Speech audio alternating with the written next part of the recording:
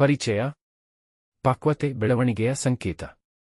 ವ್ಯಕ್ತಿತ್ವ ವಿಕಸನಗೊಂಡಂತೆಲ್ಲ ಪ್ರೌಢ ಮನಸ್ಥಿತಿ ನಿರ್ಮಾಣಗೊಳ್ಳುತ್ತದೆ. ಅದು ಮಾನವೀಯತೆಯ ಸಂಕೇತವೂ ಹೌದು. ಮನುಷ್ಯ ಮಾಗಿದಂತೆಲ್ಲ ತನ್ನ ಸುತ್ತಲೂ ಸಮತೆಯ ಭಾವಲೋಕವನ್ನು ನಿರ್ಮಿಸಬಲ್ಲ. Introduction, a symbol of maturity.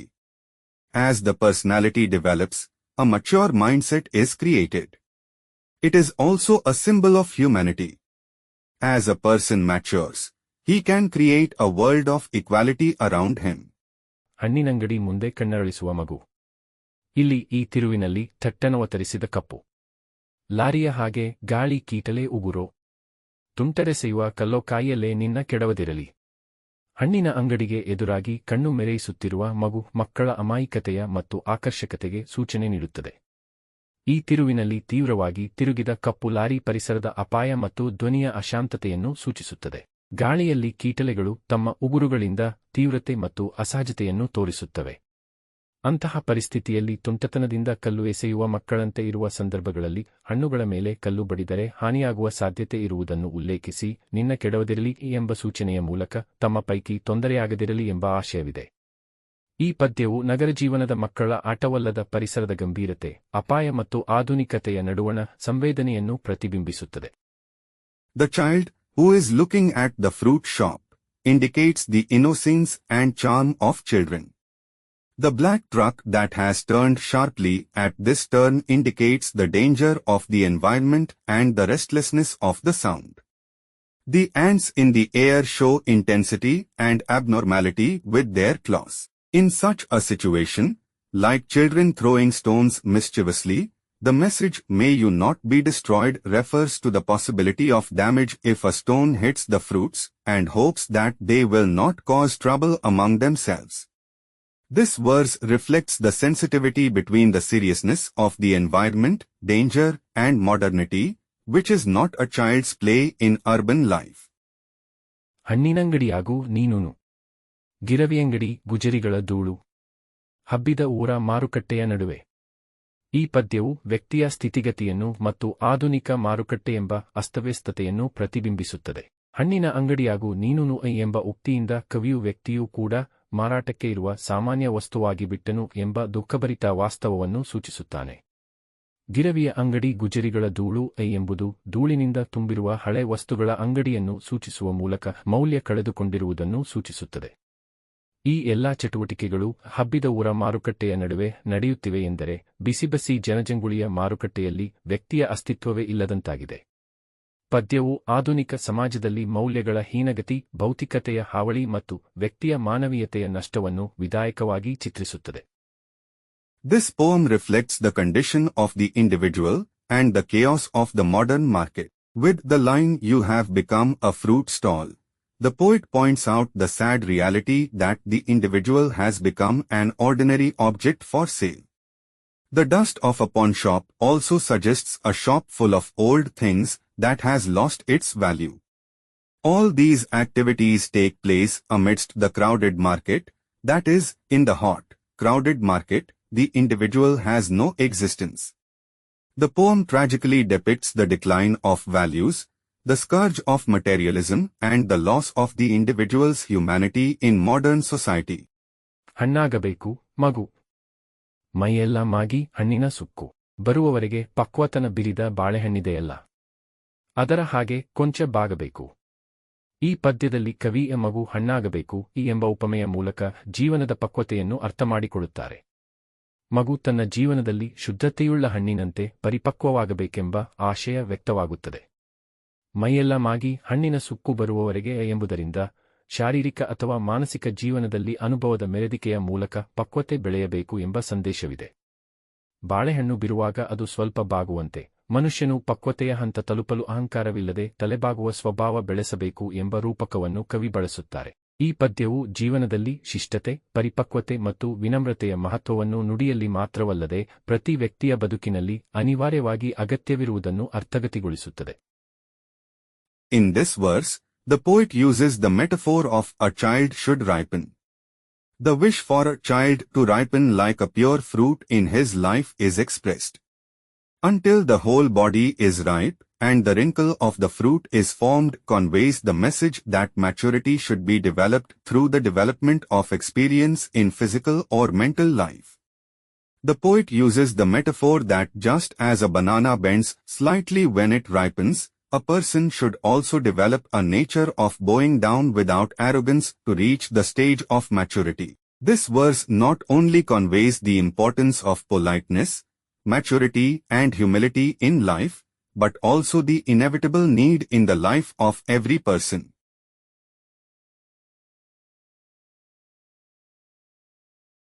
ಕೊಬ್ಬಿದರೆ ಚಕೋತನೆಯ ಹಾಗೆ, ಕುಗ್ಗಿದರೆ ನಿಂಬೆಹಣ್ಣಿನ ಹಾಗೆ ಹುಳಿಗಟ್ಟುವುದು. ನಿನ್ನೊಳಗೆ ಸರಿಗಾತ್ರವಾಗಿ ಸಮನಿಸಲಿ ನಿನ್ನತನ. ಕಿತ್ತಲೆಯ ಹಾಗೆ, ಮೋಸಂಬಿ ಹಾಗೆ, ರಸ್ಪೂರಿ ಮಾವಿನ ಹಣ್ಣಿನಂತೆ. ಈ ಪದ್ಯದಲ್ಲಿ ಕವಿ ವ್ಯಕ್ತಿತ್ವದ ಸಮತೋಲನ ಮತ್ತು ಆಂತರಿಕ ಸಂಸ್ಕಾರಗಳ ಮಹತ್ವವನ್ನು ಹಣ್ಣುಗಳ ರೂಪಕಗಳ ಮೂಲಕ ಮನದಟ್ಟು ಮಾಡಿಸುತ್ತಾರೆ. ಕೊಬ್ಬಿದರೆ ಚಕೋತನೆಯಂತೆ, ಅಂದರೆ ಅಹಂಕಾರದಿಂದ ಹೆಚ್ಚಿದರೆ ಅತಿರೇಕವಾಗಿ ಹೊರಗೆ ಮಾತ್ರ ತೋರಣೆಯಾದರೂ ಅಂತರಂಗ ಖಾಲಿಯಾಗಿರಬಹುದು. ಕುಗ್ಗಿದರೆ ನಿಂಬೆಹಣ್ಣಿನಂತೆ ಹುಳಿಗಟ್ಟುವುದು, ಅಂದರೆ ಅನಾವಶ್ಯಕವಾಗಿ ನೊಂದರೆ ಅಥವಾ ಆತ್ಮವಿಶ್ವಾಸ ಕಳೆದುಕೊಂಡರೆ ತೀವ್ರ ನಿರಾಸೆಯೂ ಹುಟ್ಟಬಹುದು. ಆದ್ದರಿಂದ ವ್ಯಕ್ತಿಯೊಳಗೆ ಸರಿಗಾತ್ರವಾಗಿ ನಿನ್ನತನ ಸಮನಿಸಲಿ ಎಂಬ ಸಂದೇಶವನ್ನು ನೀಡುತ್ತಾ ಕವಿ, ನಿಜವಾದ ವ್ಯಕ್ತಿತ್ವವು ಕಿತ್ತಳೆ, ಮೋಸಂಬಿ, ಮಾವಿನ ಹಣ್ಣುಗಳಂತೆ ಸೌಮ್ಯತೆ, ಸಾತ್ವಿಕತೆ ಮತ್ತು ರಸಪೂರ್ಣತೆಯಿಂದ ಕೂಡಿರಬೇಕು ಎಂದು ಹೇಳಿದ್ದಾರೆ. ಈ ಪದ್ಯವು ಮನುಷ್ಯನ ವೈಖರಿಯಲ್ಲಿ ಆತ್ಮವಿಶ್ವಾಸ, ನಾವಿಕತೆ ಮತ್ತು ಸಂತುಷ್ಟಿಯ ಮಿತಿಯ ಅಗತ್ಯವನ್ನು ಹೃದಯಸ್ಪರ್ಶಿಯಾಗಿ ಸ್ಪಷ್ಟಪಡಿಸುತ್ತದೆ. In this verse, the poet conveys the importance of personality balance and internal sanskaras through the metaphors of fruits. If you are fat, you will become like a cherry, meaning that if you are arrogant, you may only show off outwardly, but your inner self may be empty. If you are thin, you will become sour like a lemon, meaning that if you are unnecessarily angry or lose your self-confidence, you may even experience severe disappointment. Therefore, giving the message, let your own nature be balanced in the right measure, the poet says that a true personality should be as gentle, sweet, and juicy as oranges, mangoes. This verse heartwarmingly clarifies the need for self-confidence, self-reliance, and contentment in a person's character. ಅಂಜೂರದಂತೆ ಅಪರೂಪವಾಗು. ಜನರ ಕಣ್ಣಿಗೆ ಕಂಡರೆ ಕಾಣು. ಕಲ್ಲಂಗಡಿಯಾಗಿ ಬೇಸಿಗೆ ಕಮರಿರುವ. ಕಣ್ಣುಗಳಿಗೆ ದಳದಳ ಕೊಯ್ದು ಅರಳಿಸಿದ. ದಾಳಿಂಬೆಯೊಳಗೆ ಥಳಥಳ ಕೆಂಡ ಬಣ್ಣ. ಮಣಿ ಮಣಿ ಹನಿ ಹನಿ ತನಿರಸದ ಖನಿಯಾಗು. ಈ ಪದ್ಯವು ವ್ಯಕ್ತಿತ್ವದ ಅಪರೂಪತೆಯ, ಆಕರ್ಷಣೆಯ ಮತ್ತು ಆಂತರಿಕ ಶುದ್ಧತೆಯ ಅನನ್ಯ ಚಿತ್ರಣವಾಗಿದೆ. ಕವಿ ಹೇಳುವಂತೆ, ಅಂಜೂರದಂತೆ ಅಪರೂಪವಾಗು ಎಂಬ ಅರ್ಥದಲ್ಲಿ ವ್ಯಕ್ತಿಯು ಎಲ್ಲರೂ ಕಾಣಸಿಗದಂತಹ ವಿಶಿಷ್ಟತೆಯನ್ನು ಹೊಂದಿರಬೇಕು. ಜನರ ದೃಷ್ಟಿಗೆ ಬಂದಾಗ ಮಾತ್ರ ತನ್ನ ಬೆಳಕು ತೋರಿಸುವಂತೆ ಮೌನದಲ್ಲಿ ಮೆರೆಯಬೇಕು. ಬೇಸಿಗೆಯಲ್ಲಿ ಕಲ್ಲಂಗಡಿಯಾಗಿಯೇ ಕಣ್ಣುಗಳಿಗೆ ಶಮನವಾಗುವಂತ ತಂಪು ನೀಡುವ ವ್ಯಕ್ತಿತ್ವವಿರಬೇಕು. ದಾಳಿಂಬಿನೊಳಗಿನ ಕೆಂಡಬಣ್ಣದಂತೆ ಜೀವಂತ, ಮನಸ್ಸಿನಲ್ಲಿ ಥಳಥಳಿಸುವ ಉತ್ಸಾಹವಿರಬೇಕು. ಅದೆಲ್ಲವೂ ಕೇವಲ ಹೊರಮೈ ಮಾತ್ರವಲ್ಲ, ಪ್ರತಿಯೊಂದು ಮಣಿ ಮಣಿ ಹನಿ ಹನಿ ತರಹ ಆಳವಿರುವ ತನಿರು ರಸವನ್ನು ಹೊಂದಿರುವ ಖನಿಯಂತೆ ಬಾಳಿನಲ್ಲಿ ಶುದ್ಧತೆಯ, ಮೌಲ್ಯಗಳ, ಪ್ರಾಮಾಣಿಕತೆಯ ಆಂತರಿಕ ತಾಜಾತನವನ್ನು ಹೊಂದಿರಬೇಕು ಎಂಬ ಸಂದೇಶವಿದೆ. ಈ ಪದ್ಯವು ವ್ಯಕ್ತಿಯು ವಿಶಿಷ್ಟ, ಆಳವಾದ ಹಾಗೂ ಶ್ರೇಷ್ಠ ಗುಣಗಳಿಂದ ಮಿಂಚಬೇಕು ಎಂಬ ತತ್ವವನ್ನು ಅತ್ಯಂತ ಕಾವ್ಯಾತ್ಮಕವಾಗಿ ಮತ್ತು ರೂಪಕಪ್ರದವಾಗಿ ಹೇಳುತ್ತದೆ. This poem is a unique depiction of the rarity, attractiveness, and inner purity of a personality. As the poet says, be rare like a fig, in the sense that a person should have a uniqueness that is not seen by everyone. He should shine in silence so that his light shows only when he comes into the sight of people. He should have a personality that is as cool as a watermelon in summer and soothes the eyes. He should have a passion that is alive and sparkling in the mind like the red color inside a pomegranate. All that is not just the exterior, but every pearl drop has the message that he should have an inner freshness of purity, values and honesty in life like a mine with a deep and sweet juice. This poem very poetically and metaphorically states the principle that a person should shine with unique, deep and great qualities. ಹಬ್ಬಿಕೋ ದ್ರಾಕ್ಷಿ ಬಳ್ಳಿಯ ಹಾಗೆ. ಆಯುಷ್ಯ ಚಪ್ಪರದ ಉದ್ದಗಲ. ತಬ್ಬಿಕೋ ಬಿಡಬೇಡ ಹಣ್ಣು ತೊಡಿಸಲು ನಿನಗೆ. ತಾನೇ ಮಣ್ಣಾಗುತ್ತ ಬರಲು ತೋಟಗಾತಿ. ಬೆಲೆಯ ರಾಕೆಟ್ ಉಯಾನ ಹೊರಡದಿರು. ಸೇಬು ಹಣ್ಣಿನ ಜೊತೆಗೆ ಎಲ್ಲರಿಗೂ ದಕ್ಕುವ ಎಲಚಿಯಾಗು. ಈ ಪದ್ಯದಲ್ಲಿ ಕವಿ ಜೀವನದ ವೈಶಾಲ್ಯ, ನೆಲೆಗೂಡು, ಸಾಧನೆಯ ಸೌಮ್ಯತೆ ಮತ್ತು ಸರಳತೆಯ ಮೌಲ್ಯಗಳನ್ನು ಕಾವ್ಯಮಯವಾಗಿ ವಿವರಿಸುತ್ತಾರೆ. ಹಬ್ಬಿಕ್ಕೋ ದ್ರಾಕ್ಷಿ ಬಳ್ಳಿಯ ಹಾಗೆ ಆಯುಷ್ಯ ಎಂಬ ಮೂಲಕ ಜೀವನವೂ ಉದ್ದವೂ ವ್ಯಾಪಕವೂ ಆಗಲಿ ಎಂಬ ಆಶಯವಿದೆ. ಚಪ್ಪರದ ಉದ್ದಗಲ ಎಂದರೆ ನಿರಂತರ ವೃದ್ಧಿ ಮತ್ತು ಹರಡುವಿಕೆಯನ್ನು ಸೂಚಿಸುತ್ತದೆ. ತಬ್ಬಿಕೋ ಬಿಡಬೇಡ ಎಂಬ ಮಾತು ಸಂಬಂಧಗಳು, ಬದ್ಧತೆ ಮತ್ತು ಜವಾಬ್ದಾರಿಯನ್ನು ಮಿಡಿಯಬೇಡಿ ಎಂಬ ಸಾರವಿದೆ. ನಿನ್ನ ಜೀವಿತದಲ್ಲಿ ಫಲಗಳನ್ನು ತರುವ ತೋಟದೊಳಗಾಗಿ ನೀನೇ ಮಣ್ಣಾಗಬೇಕಾಗುತ್ತದೆ. ಈ ಲೈನ್ ಬದುಕಿನಲ್ಲಿ ಶ್ರಮದ, ತ್ಯಾಗದ ಪಾತ್ರವನ್ನು ಎತ್ತಿಹಿಡಿಯುತ್ತದೆ. ಬೆಲೆಯು ಆಕಾಶಕ್ಕೇರಿದರೂ ರಾಕೆಟ್ಟುಯಾನ ಹೊರಡದಿರು ಎಂಬ ಮೂಲಕ ಅಹಂಕಾರದಿಂದ ದೂರವಿರಲು ಸಂದೇಶ ನೀಡುತ್ತವೆ. ಸೇಬು ಹಣ್ಣಿನ ಜೊತೆಗೆ ಎಲ್ಲರಿಗೂ ದಕ್ಕುವ ಎಲಚಿಯಾಗು ಎಂಬ ಮೂಲಕ ಆತ್ಮೀಯ ಸೌಮ್ಯ, ಎಲ್ಲರಿಗೂ ಸ್ಪಷ್ಟವಾಗಿ ಒದಗಬಲ್ಲ, ಸಡಗರಭರಿತ ವ್ಯಕ್ತಿತ್ವವಿರಲಿ ಎಂಬ ಪ್ರಬಲ ಆದರ್ಶವನ್ನು ಕವಿ ಎತ್ತಿಹಿಡಿಯುತ್ತಾರೆ. ಈ ಪದ್ಯವು ಬಾಳಿನಲ್ಲಿ ಹರಡುವಿಕೆಗೆ ಆಸೆಪಟ್ಟು ತ್ಯಾಗಪೂರ್ಣ ಶ್ರಮದಿಂದ ಸಾರ್ಥಕತೆ ಸಾಧಿಸಲು ಮತ್ತು ಪ್ರಾಮಾಣಿಕ ಸೌಮ್ಯ ವ್ಯಕ್ತಿತ್ವದಿಂದ ಎಲ್ಲರಿಗೂ ಪ್ರಿಯವಾಗಿರಲು ಪ್ರೇರಣೆಯಾಗಿ ನಿಲ್ಲುತ್ತದೆ. In this verse, the poet poetically describes the values of vastness, settlement, gentleness and simplicity of achievement. Hang on like a grape vine, may your life be long and wide. The length of the terrace refers to continuous growth and spread. Don't let go is the essence of not neglecting relationships, commitment and responsibility. You yourself will have to become the soil of the garden that brings fruits in your life. This line upholds the role of hard work and sacrifice in life. Even if the price goes up to the sky, don't go on a rocket journey gives a message to stay away from ego.